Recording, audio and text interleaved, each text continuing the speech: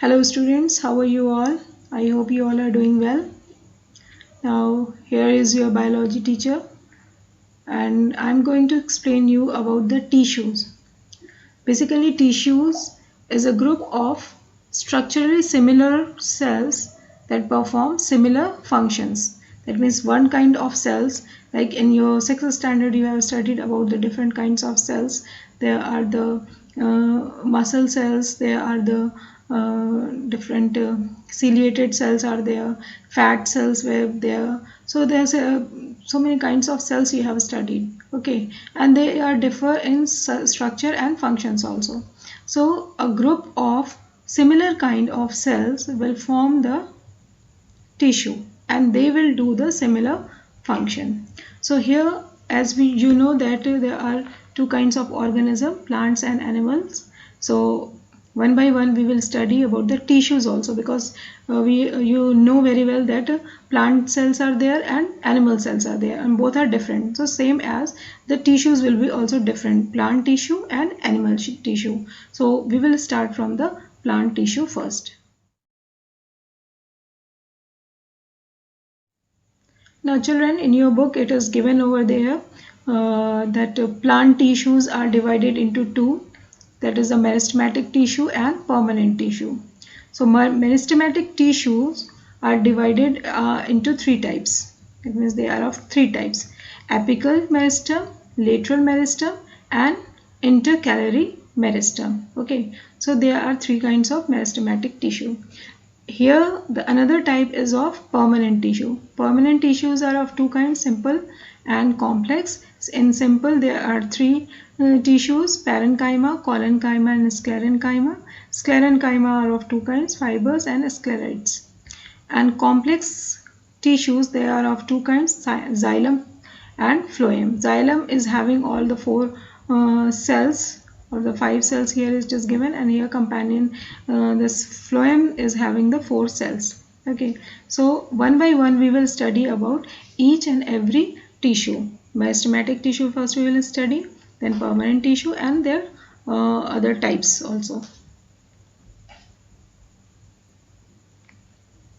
Now children, here you see the picture which is showing that apical meristem, intercalary meristem and lateral meristem.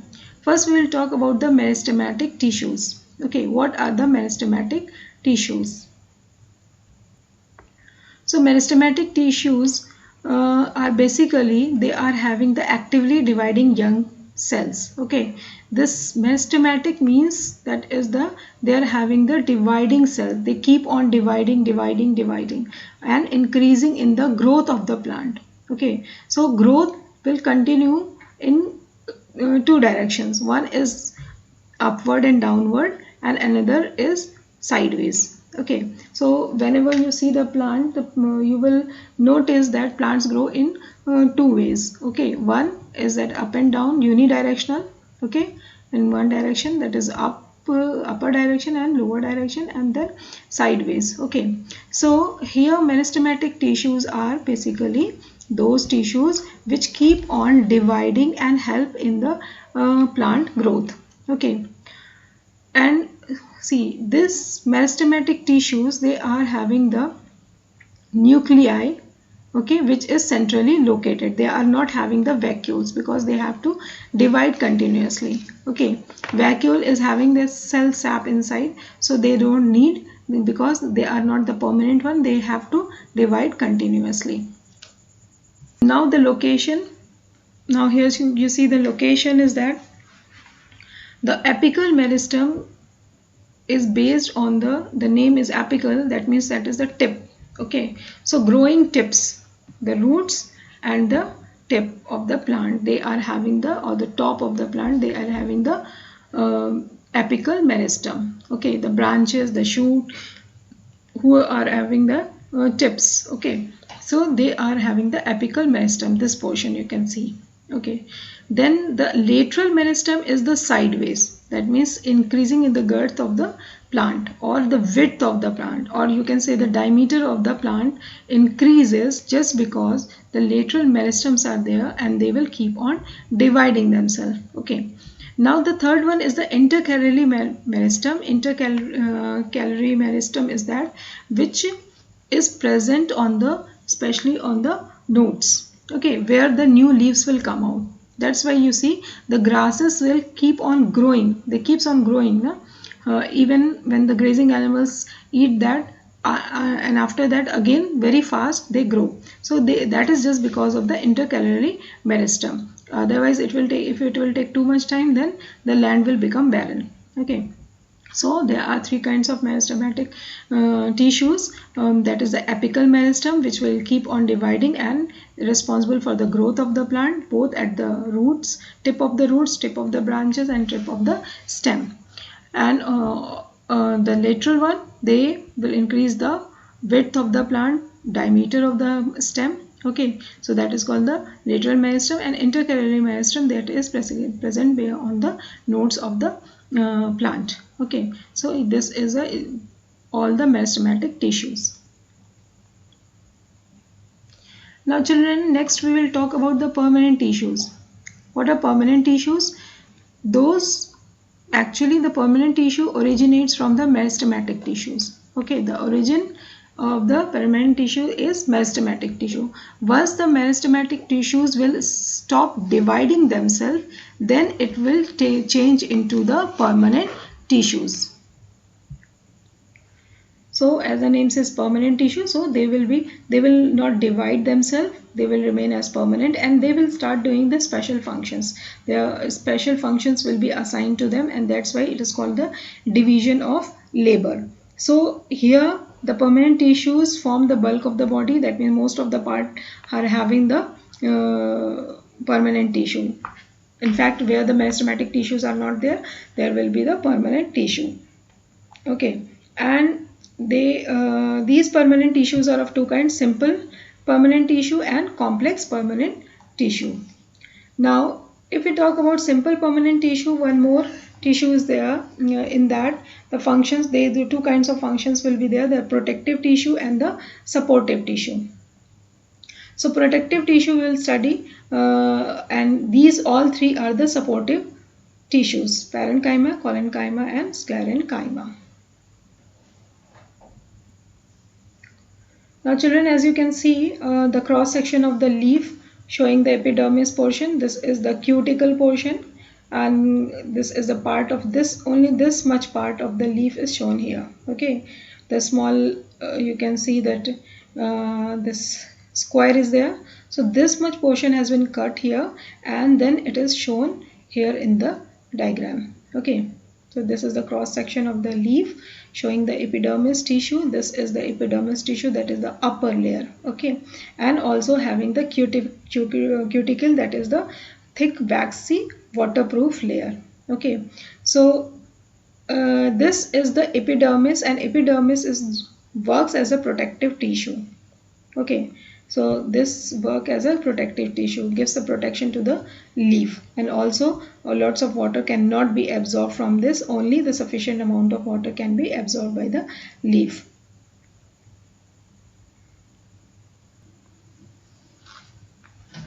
Now children, next is the supportive tissue. They are formed of only one type of cells, and what they do, they provide support and strength to the plant. Okay, this is the parenchyma tissue, this is the cross section, and this is the longitudinal section. Okay, cross and longitudinal section. Here parenchyma tissues are found in the soft part of the plant. Okay, and they are having thin cell wall and large vacuole. In that, in between, there will be intercellular spaces. These are the intercellular spaces in between. That means the space between the cells. Okay, and some parenchyma cells will have the chlorophyll also, and they are known as a chlorenchyma because they will do the photosynthesis. And also it helps in the conduction of water. The water will move on very easily here. Next is the collenchyma tissue. Okay, so it is elongated cells. Okay, parenchyma, but it gets elongated, longer one. Okay, to do the function, special function. and in between them there will be no intercellular spaces. That means no space will be there in between the cells, and they are found in the leaves, stems, and the petiole of the herbaceous dicot plants. Okay, so this is the soft part also, and this is known as the collenchyma. This is the cross section and this is the longitudinal section. In this way they will be arranged. And the next one is the sclerenchyma. Sclerenchyma are basically having the lignin inside in between the cells, and that's why these lignins, they are the dead ones. Okay, these cells are the dead ones and they are having the thick cell wall, and it is present in the vascular bundle in stems. Okay, and also veins of the leaves and petioles. So basically the nuts, the hard shell of the nuts, and also the coconut is having the covering, they are all made up of sclerenchyma tissue. Okay, they are fibrous and that's why they give the mechanical strength and rigidity to the plant. Okay, the plant will be hard just because of the sclerenchyma. And you might have seen the shell of the nuts. Nuts means all the cashew and the apricot, these all are the nuts. So they are having the sclerenchyma. This also you can see a little broader one, that is parenchyma, collenchyma and sclerenchyma. You can see the difference, and this one is a cross section, this one is the longitudinal section. Okay, everything is clear. Some sort of difference is there in all the three. Okay, these all are the Ma, you know, Ma, sclerenchyma, parenchyma, collenchyma. Okay, and those who are able to do the photosynthesis, they will be known as chlorenchyma. The difference is collenchyma and chlorenchyma. Both are different. Okay, chlorenchyma are present in both parenchyma and collenchyma, those who are having the chlorophyll and they do the work of photosynthesis. See, these are the shells, these are the covering, hard covering of the nuts, and they are made up of sclerenchyma. They give support. Okay.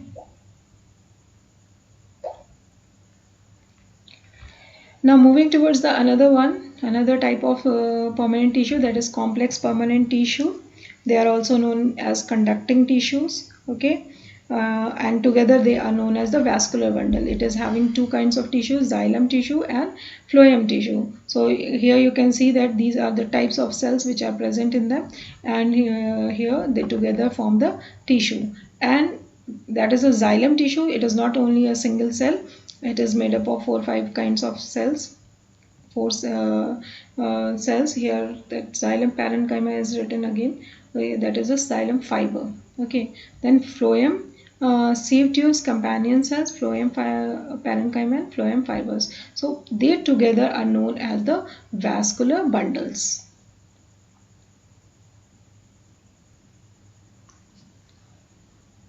Now children, here you can see the diagram of xylem vessels and the phloem vessels are there.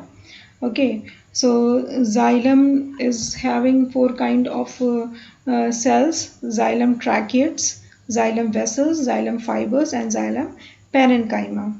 So in that xylem tracheids, xylem vessels and xylem fibers are the dead one. Only xylem parenchyma is the living one. Okay, so here how they are arranged, here you can see that these all are the this one is the tracheids. Okay, and this is the xylem vessels are there, and in which the water moves up. Okay, because water has to reach from root to the top of the plant. Okay, now another is the phloem vessels. Phloem vessels are shown here. This is the sieve tube. The food goes up and down anywhere.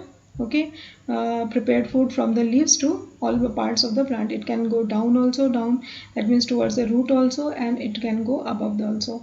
Okay, so companion cells are there in this.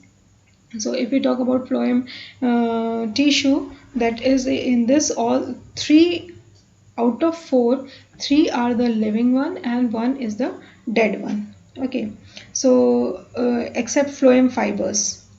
Okay, this is the sieve tubes. Okay, where the that plates end to end, the vessels are phloem vessels are attached end to end, forming the tube like structure, and in between there will be the sieve tubes, and sideways there will be the companion cell. Companion cells, as I have told you, it works as a support for the phloem vessels. Okay, so this is about the xylem and the phloem, and all about the tissues. Basically, xylem, what it do, it transport the water and minerals from root to the top of the plant, whereas phloem, they prepare the food in the leaves, and from the leaves it goes to different parts of the plant. So basically, xylem is helpful for transportation of water and mineral, and phloem helps in the transportation of food. Basically, transportation of food is known as translocation. So students, hope you all have understood the topics. If you have any doubt or query, you can ask in the comment section below, and the remaining topics will be covered in the next videos. Please like, share it with your classmates, subscribe, and don't forget to hit the bell icon so that you can get my latest updates of ABK classes. Thank you and take care.